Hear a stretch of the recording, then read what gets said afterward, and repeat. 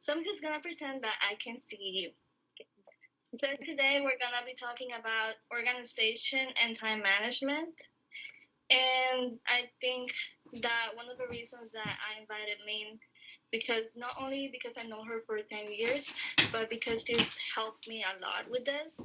I would say that my biggest skill or my best skill is that I'm a writer, but when it comes to being organized, I'm not very good at it.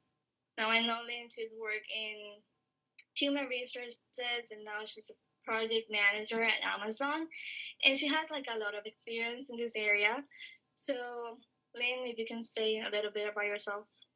Yeah. Um, so like Marie said, I'm a project manager at Amazon right now. I've been working, I would say, over 8 years in human resources and just business administration.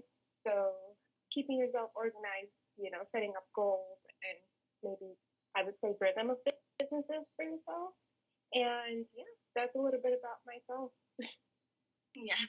Okay. Okay. So, as I mentioned, we're gonna be doing this in English. We might throw like a few phrases in Spanish. Who knows? But if you have any questions, you can write it on the chat, and by the end, we're gonna be answering these questions. Now, it doesn't matter if the questions are in English or Spanish. We'll be answering them. So, si tienen alguna pregunta, la pueden escribir en el chat, sea en español o sea en inglés, y al final vamos a estar contestando las preguntas. Okay, now before we begin, what about coffee? Since we just begun fall season, can you write in the chat what is your favorite fall drink? I know that for years, but lately I've been into cold brew. I think it's like stronger flavor, but not as bitter. So I've been kind of addicted to the Starbucks pumpkin spice cold brew. I know that it's coffee and only the foam is made of the pumpkin flavor, so it's not as sweet. I really like that. So, what is your favorite one then? So I'm not a fan of flavors. I am classic, just a simple latte. Um, I prefer, like, I don't know, like, I always like to tell this story. So in Puerto Rico, usually lattes are like maybe half espresso, half milk, and they're pretty strong. Um, but living in the US, I found that lattes are typically just milk with a little bit of coffee flavor. So I like to order like 8 ounce lattes, and usually they will have a little bit more espresso and be a little bit stronger. So that is my go-to classic. No fall drinks, no special Yeah, I know. So yeah, I think that's one of the main struggles when we moved to the US that we're used to such a strong flavor of coffee. The coming here is not the same, and then we struggle trying to find the best one. Sometimes we just um, go back to our home places and we get a coffee there, and then or we send people to get it for us. At least I know that happens to me. And whenever I visited Lynn from Puerto Rico, I would take the. It's like it's like a restaurant slash fast food called Maison. I know she loved that coffee, so I would bring that to her whenever I could. So, okay, back to our main goal, which is talking about time management. We've divided this into three main categories, so it will be easier to navigate. The first one will be setting goals. Then we're going to be talking about task management. And lastly, about that life and work balance. So remember, if you have any questions, please write them in the chat. And at the end, we'll be answering them. So are you ready, Lynn? Yeah, go. Because remember, I can't see you. Yeah.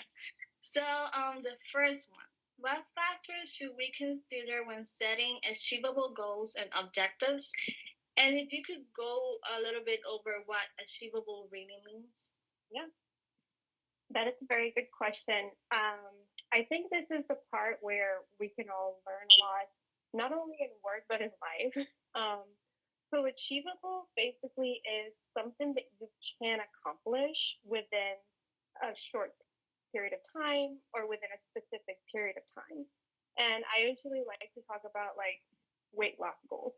A lot of times people are like, "Oh, I want to lose 50 pounds in 3 months," but realistically, you're not going to 50 pounds in 3 months unless you starve yourself, and you're probably not going to starve yourself. So that's an example of setting a goal that is not necessarily achievable. Um, and your question was, what are some ways that we can establish these goals? Okay. Yeah. So there's a lot of ways you can establish achievable goals.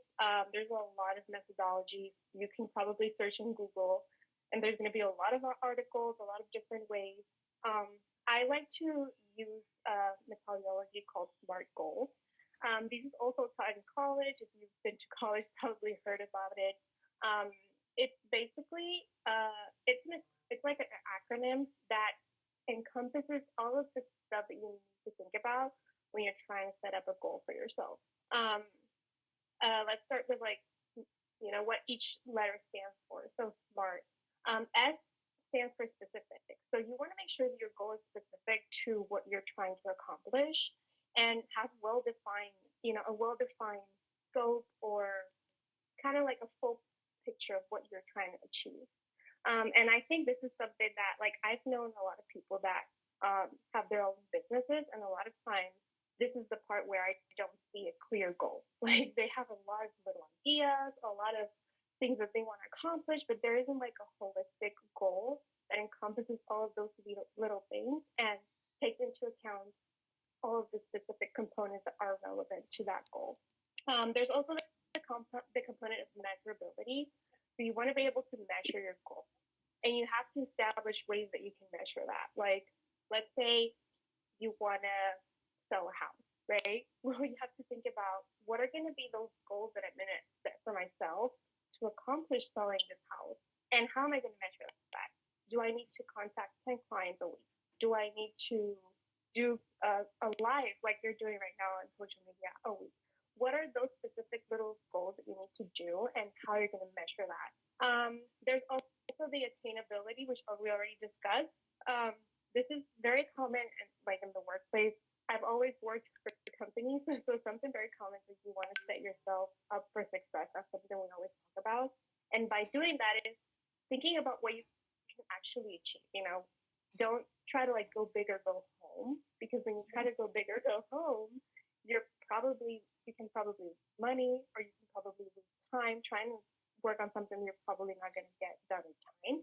There's also the relevance. How relevant is the things that your goal is to the things you want to accomplish? So let's say, for example, you want to sell a house, but then you go to a Comic-Con to promote your real estate business. So that's not very relevant to what your goal is. And that's just a stretch, but that's an example of how you can keep your goal, the things that you do towards your goal relevant. And then finally, has to be timely. You want to make sure that you set a deadline for yourself and for your goals. There's long-term goals, short-term goals, mid-term goals. So you kind of want to think the short-term are 6 months, long-term maybe 6 months to a year, 2 years, and then mid-term, and then long-term is maybe 3 years or more. So you also want to think about what's going to be timeline for your goal. That's also very important, so that you can use that timeline to measure your success or what you've been able to accomplish. I hope that makes sense. No, it does. And it makes a lot of sense. It's something that I've been learning, about the long-term goals and the short-term goals, because and this is related to the next question. When I was working in academia and I was a student, I always left everything for last minute. That's how I worked. I used to tell myself I work better under pressure. I don't know whether that was a lie or not. It gave me a lot of anxiety, but I did the work.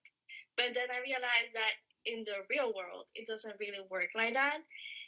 And we, well, as people used to do a lot of procrastination. And I would say that is my next question. How can we avoid procrastination and maintain focus on the work? That's a funny question. I think that there's no way to avoid procrastination. That's just my personal opinion. I might be wrong. I think that it's normal for us to have those low productive days. But the way that you can counter those low productive days is setting yourself, having clear goals will help you know what you need to accomplish. And again, clear goals come with timeliness and when you want to accomplish those things. So when you have, let's say, for example, you, I don't know, you want to make $10,000 in 3 months. And you know that to get there, you have to do like 3.5 thousand each month. So you can start working backwards from your main goal and say, okay, I need to do this month. What am I going to do each week to accomplish that? And then you kind of set up like a rhythm of business and you go like, okay, Mondays, I'm going to work this, and that, and give yourself some realistic tasks. Like, let's say, don't try to accomplish everything within a week. Give yourself like realistic expectations. Like, okay, I'm probably going to do 3 things this week, 4 things next week, and this is the bare minimum that I have to do this week. There's always going to be the bare minimum, and then there's going to be good to have, but not necessary to do it this week. So that's a way for you to like kind of organize yourself to achieve the bare minimum. And if you're feeling super productive, go for like those nice to have things and get them done. And then maybe next week you're not feeling as productive, so you go to the bare minimum. But giving yourself specific tasks and kind of working backwards from your goals is going to help you, stay focused on your goals, stay on track to accomplish what you want to accomplish, and then most importantly, counter those days where you're like, procrastinating, because I think it's just going to happen. Like, we're human and we all have our down, our downturns. So it is what it is. Yeah, not just procrastinations, but other things that might come up, like health issues or family issues. So if we have like those specific tasks that we can like achieve in specific time, even if we don't do the rest, at least we have something down, and then we can work from there. Okay, the next one, specifically, in the workplace, we're often molded to say yes and to always be available. So, when is it appropriate to say no to new tasks or commitments if we know we cannot achieve them in time? That's a good question. I think that this again goes really tied to your goals and what you need to accomplish or what you want to accomplish. If you have a clear vision of what you want to do or what your goals are, you'll know what you need to prioritize and what is not necessarily something that you should be participating on or taking, Sometimes if you have the time, you can support. You can definitely provide support for other people and say yes. But a lot of times you have to think about, okay, how long do I have to accomplish X, Y, Z? Do I have 2 weeks? I don't have time for anything else. I need to focus because I only have 2 weeks, and I also need to account for, like I said, my time where I'm not in that productive mojo, and I also need to account for anything that can happen. So always keeping in mind your goals, your time, your timeline is very important, and then that's how you'll know. You kind of go back and say, okay, I can't support here, or I can, and just set those boundaries. Also think about your own personal life, like your own time, and be realistic. I think that we are all optimists in the sense that we want to help and we want to provide support and we want to be like, help everyone. But at the end of the day, we're just one person, right? We can only do so much. And it's always good to provide alternatives. You can probably say, hey, I can't support now, or I can't do this now, but in 2 weeks, when I'm done with this, I can help them. And that's also a way for you to feel like, okay, I'm still providing my help, but I'm sticking to my priorities and making sure that I complete what I have to do for me first. Yeah, and just to be assertive about it. It's something that I'm learning lately too. So the next category will be task management. So I know that we've talked about prioritizing things. So what strategies can we use to do like that prioritized task? And how can we know the difference between what's important and what's urgent? That's a good question. I think there's a lot of ways to prioritize tasks, or determine what you need to do immediately, what is important but you don't need to do immediately. And I think it really varies on your own style, your own way of working. Um, so one thing that I always do is I always research on Google. Not research. I always search. I do a quick search on Google. And I always like to also ask people, like, what did they do to prioritize their tasks and what is most important to them? Because that also gives me an idea of, okay, what is most important to me? Um, those are good ways to kind of figure out how you're going to prioritize your tasks by just asking, getting additional information. Um, I also think that when it comes to tools, there's a lot of resources. Like, for example, Outlook.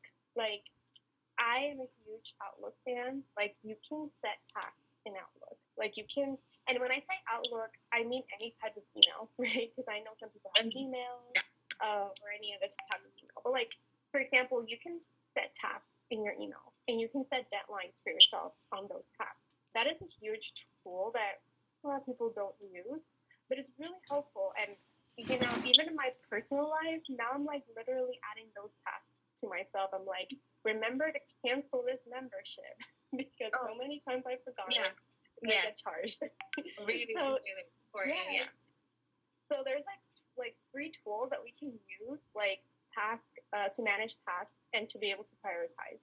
And again, going back to your deadlines, your timeline. What is the last day that I have to do this and why? That way you can start prioritizing based on the timeline. And then when it comes to important versus urgent just has to be, time. Like, it has to be dire that you do that. There has to be a deadline, and there has to be some sort of like third party, like let's say like a government agency or something that it's impacting the time frame. But if it's something, or like if there's a customer, for example, if you need to send a document or a proposal to a customer or to a vendor or something, it's important to know like what those deadlines are, and that's going to tell you what is urgent, what you need to do immediately. And then important stuff that doesn't really have a deadline, but you want to keep in mind because they will have an impact in whatever you want to accomplish. They will have like a huge impact. And I mean like a huge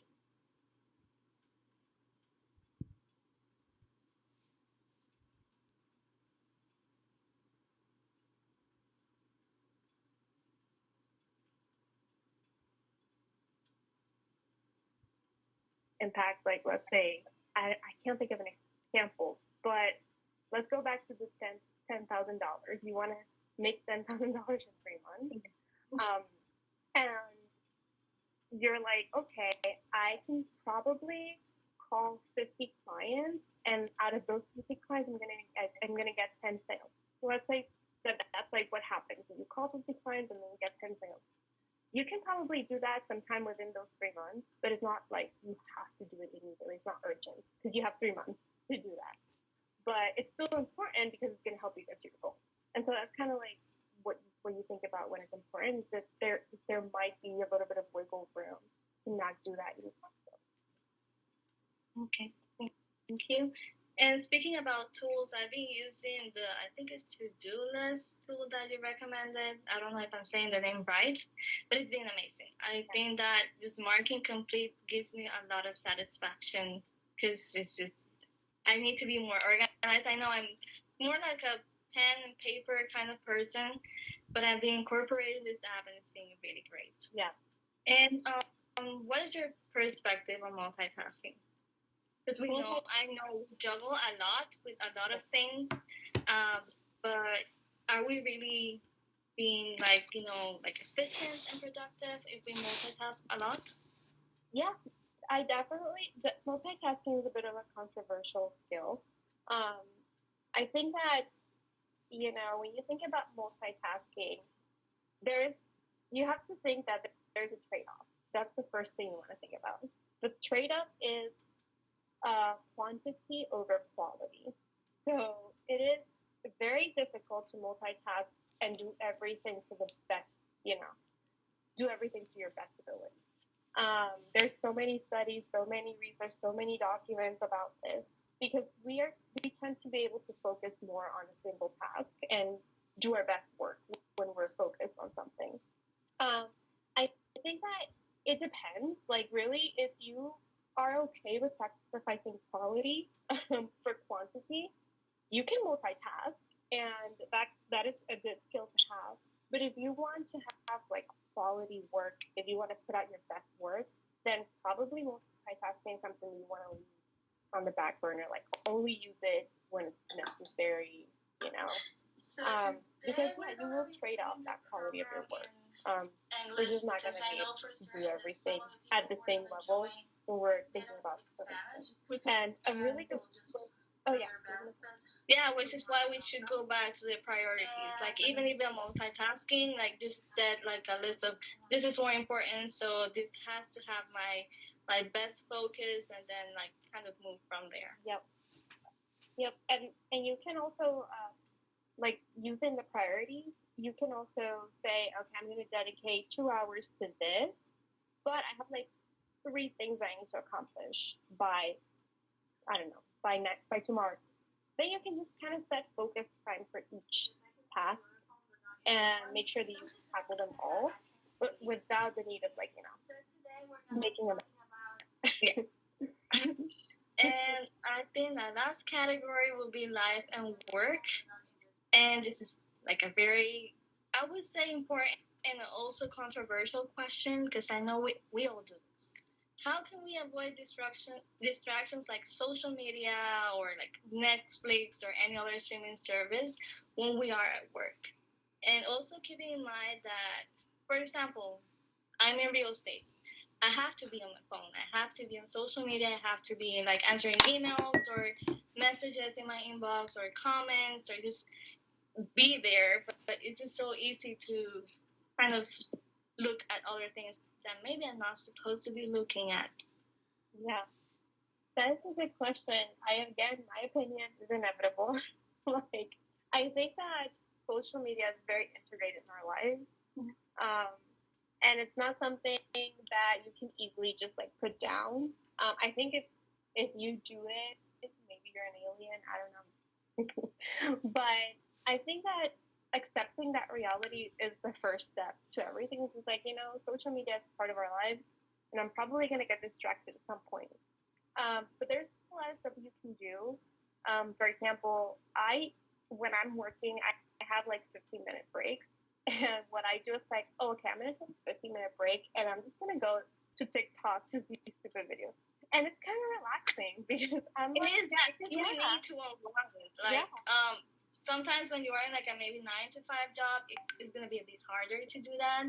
I mean, you could do it, but you're still like kind of not being as productive. But when you're a student or when you're working, I don't know, maybe real estate or any other like business owner, we need those breaks. Like, we need those breaks to kind of like relax, unwind, recharge, and then just come back and do our job. Yeah, just give yourself that time, because otherwise, what's gonna happen? Like, I think this happened to me in the past. It's just like I was forcing myself to be completely focused at work, and I was completely unproductive because I'm just staring at my laptop, not doing anything, not enjoying my time. And that's time that you're wasting because you're not doing anything productive and you're not doing anything for you either. So, like, giving yourself those breaks and allowing yourself to be a person and just taking the time to do something that you enjoy for 15 minutes and then going back to work is going to help you be more productive, because then you kind of like shift your mindset. Okay, I already have my 15-minute break, and I'm going to go get some work done. And you get your work done. But if you kind of deprive yourself from it, it's going to be like, you know, when you're like fasting and then you finally get to eat and you end up eating like 3,000 calories. Yeah. Like, that's what's going to happen. You're going to then go to be on social media for like 4 hours because you didn't allow yourself a break to just look at what's happening, you know, like look at some funny videos. And I love watching dog videos, you know. And so it's so cute. But just like give yourself that time, but also set yourself like a limit. You know, don't be there like 3 hours, right? Just be like 15 minutes, maybe 30 minutes. if you have your own business, you have more flexibility with your time, so you can probably do that, and then go back to work, and then okay, now I'm gonna finish this task, and give yourself a specific task too. That way, you know what you're going to do when you go back to work. Yeah, because sometimes it's just so hard to find like that balance between work and like my life and maybe college and like everything else. So are there like any advice that you can give us to find that equilibrium between these different areas of our lives? Yeah, I think it goes tied back to what I was saying. Is giving time for yourself, and also identifying like what is your work hours, like especially if you have like your own business, or if you're like a salary person that gets paid by doesn't get paid by hours by a salary. um, Knowing what your productive time is. And I've heard a lot of people talk about this. I heard people saying, oh, I usually work from 5 to 9 because that's like my most productive time. I'm like from 5 p.m. to 9 p.m. just hands down working, but I'm not very productive in the morning. Usually I start my day later. So just like find what your productive days are, or your productive hours are, and work on those hours. And then give yourself time. Like, don't just stay there. Like, I think also setting reminders. Like, if you've been working for 4 hours, be like, okay, I'm gonna have a reminder within 4 hours that I need to take a break, that I need to get up and walk, or get a coffee, or stretch. Well, coffee is always on my mind, but yeah, definitely. Yeah. Well, sometimes when your head's down working, you don't like forget, like the world is around you, and so like giving yourself that time, making sure that you keep yourself accountable for that, it's going to help you kind of find balance. Otherwise, you're going to be working too much, and you're not going to. And like I said, you're going to go back to the overeating situation where because you're working so much, and let's say if you're not being productive, go for a walk. If you're trying to write a paper and you just can't get any inspiration, I don't know, go to the mall. Do something for yourself, because then you're gonna like your mind is gonna start thinking, it's gonna go back to that mode, and you're gonna be refreshed, right? You're gonna get back into your productive state. So I think like if you again take those opportunities to give time to yourself, you're going to probably burn out. You're not going to be productive. Mm-hmm. And I think these conversations are really important to have because, and I've talked about this before, the way that we romanticize overworking or the hustle culture, and that's why so many people are so stressed out, and like you said, like they're overwhelmed, and that's why so many companies I've seen they're incorporating like mindfulness and workshops for a society, because it's important to work, yes, but it's also important to have a balance. Otherwise, we're kind of setting ourselves for failure because we're not gonna be loving what we do. Yeah. It's gonna be like a huge tax. It's gonna be like a burden, and then we're gonna feel like extremely overwhelmed and drained, and we're not gonna be at our best. And especially when you work like helping others, you cannot help others when you're not in your best mindset, because they're like those energies, they're gonna feel that even if you try to pretend, they're gonna know this.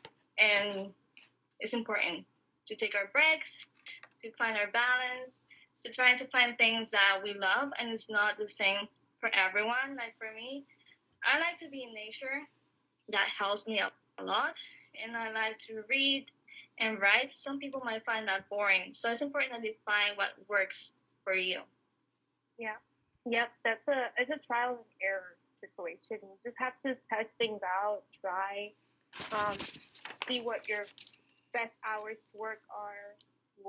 I'm not a morning person, like you just gotta figure that out, and once you figure that out, then you can, kind of go back to, okay, this is gonna be my routine. And routines are so important too, because like,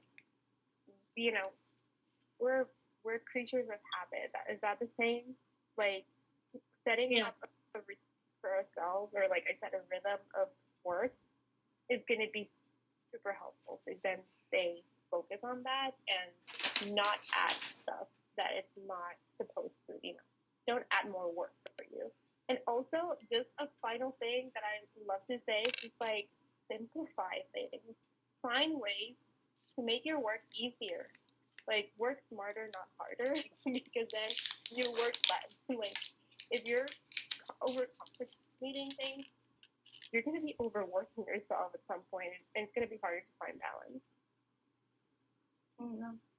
And you're also like trying to find hobbies or just like an outlet, just to channel your energy, whether it's like a sport. Some people like dancing, some people like cooking, maybe taking classes for that.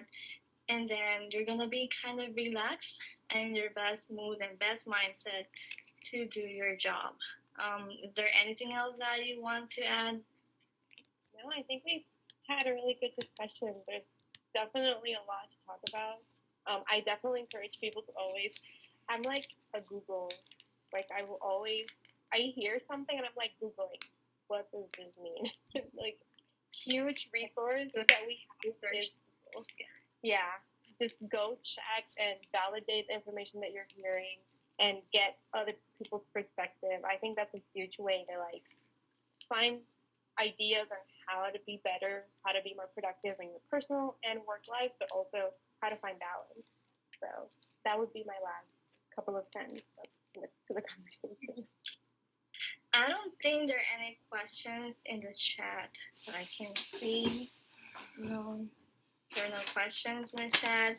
So, Lynn, thank you so much for joining us. I couldn't see you the whole time, but I know that you're there, and thank you so much for everything that you share with us. I hope you can be with us again soon.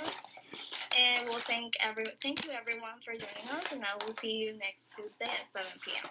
Bye. Goal, which is talking about time management. We've divided this into 3 main categories.